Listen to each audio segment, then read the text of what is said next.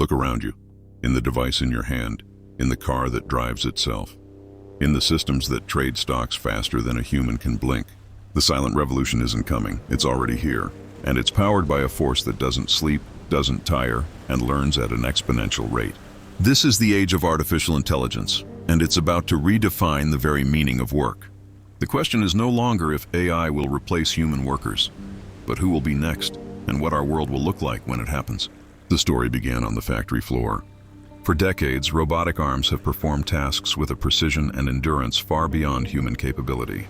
Welding, assembling, painting. Repetitive physical labor was the first domino to fall. We saw it as progress, an evolution of industry. Simultaneously, in quiet offices, another form of AI was taking over. Software began sorting data, answering customer queries through chatbots, and managing logistics with cold, hard efficiency. These were the jobs of process and repetition, and their automation was swift, silent, and largely accepted as the cost of a more streamlined world. But this was only the beginning, the first wave crashing on the shore. The real tsunami was still gathering force out at sea. For years we believed creativity, complex problem solving, and emotional intelligence were our impenetrable fortress. We were wrong. Today, generative AI can write code, compose music, create breathtaking art, and draft legal documents. Analysts who once spent weeks poring over market data now watch as AI models predict trends in seconds.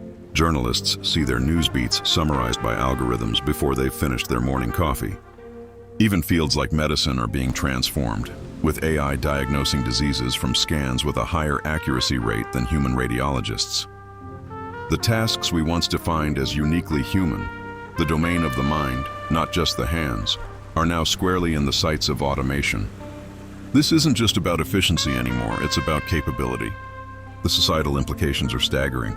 On one path lies a potential utopia, a world of abundance where automation frees humanity from the drudgery of labor, allowing us to pursue passion, creativity, and community. Concepts like universal basic income shift from fringe ideas to serious policy discussions, a way to ensure everyone benefits from the wealth generated by machines. But another darker path looms. A future of mass unemployment, widening economic disparity where the owners of AI accumulate unprecedented wealth, while a vast population is rendered economically obsolete. This is the great challenge of our time. How to navigate this transition to ensure technology serves all of humanity, not just a select few.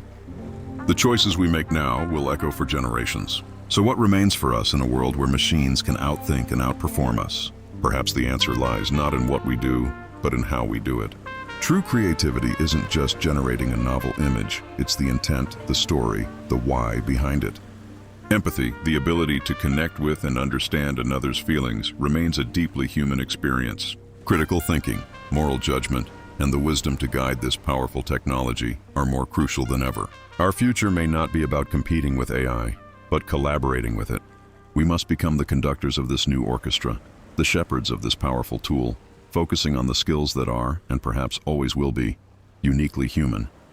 The Industrial Revolution created the modern concept of a job. The AI revolution may be the force that dismantles it. We stand at a precipice, looking out at a future that is both terrifying and exhilarating. The challenge is not to stop the wave, but to learn how to surf it, to redefine our purpose, our value, and our very identity in a world we will share with intelligences of our own creation. The future of work isn't about being replaced, it's about being reinvented.